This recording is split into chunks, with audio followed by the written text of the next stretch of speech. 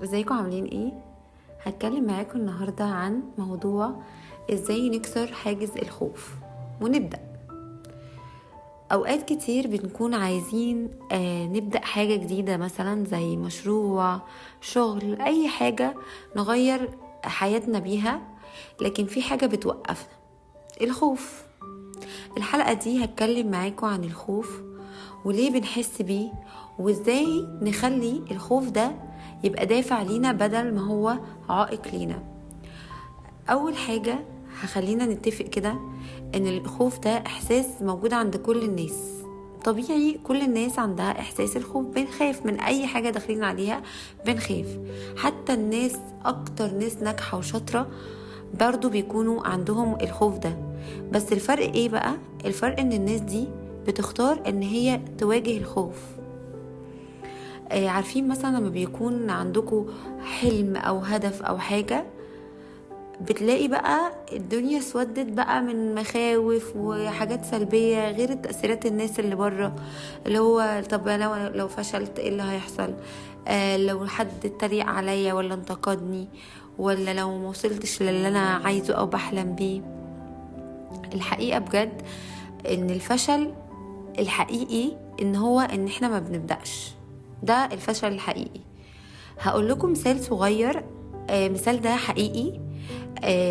في بنت كانت بتحب الرسم جدا جدا، والبنت دي كانت دايما خايفة ان هي تشارك شغلها مع الناس.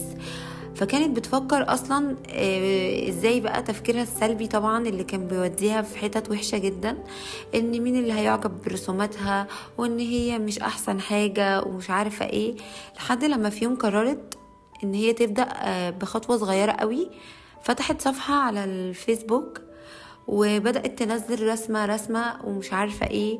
فكانت مترددة في اول اسبوع، وبعد كده مع الوقت بدأ الصفحة بتاعتها يبقى فيها تفاعل، وفي ناس بدأت تطلب منها تصميمات معينة تعملها لهم.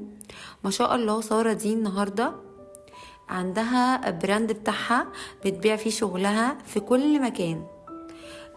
فالقصة دي بجد بتعلمنا ان البداية مش لازم تكون بداية واو وحاجة تحفة ما حصلتش، بس المهم اللي احنا نبدأ. هنبدأ حتى لو بحاجات صغيرة، يعني لو احنا عندنا مثلا هدف كبير قوي، احنا نبدأ نجزأه ونبدأ حاجة حاجة لحد لما نوصل للحاجة اللي احنا عايزينها. ممكن نغير طريقة تفكيرنا شوية، مثلا يعني بدل ما نقول انا لو فشلت في الحاجة دي، هقول لا، انا لو نجحت في الحاجة دي ايه الخطوة اللي بعد كده هعملها.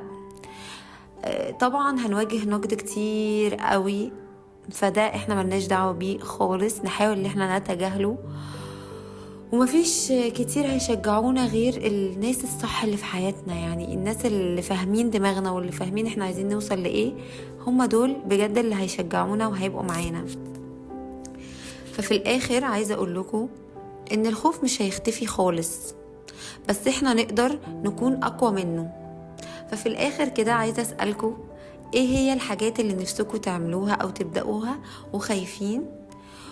وخليكوا صادقين مع نفسكم، يعني خدوا خطوة وابدأوا وشوفوا هتوصلوا لفين.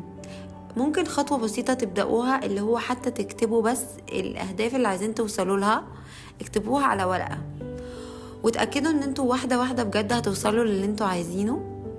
وأتمنى موضوع الحلقة النهاردة يكون عجبكم، واستنوني ان شاء الله الحلقة الجاية. مع السلامة.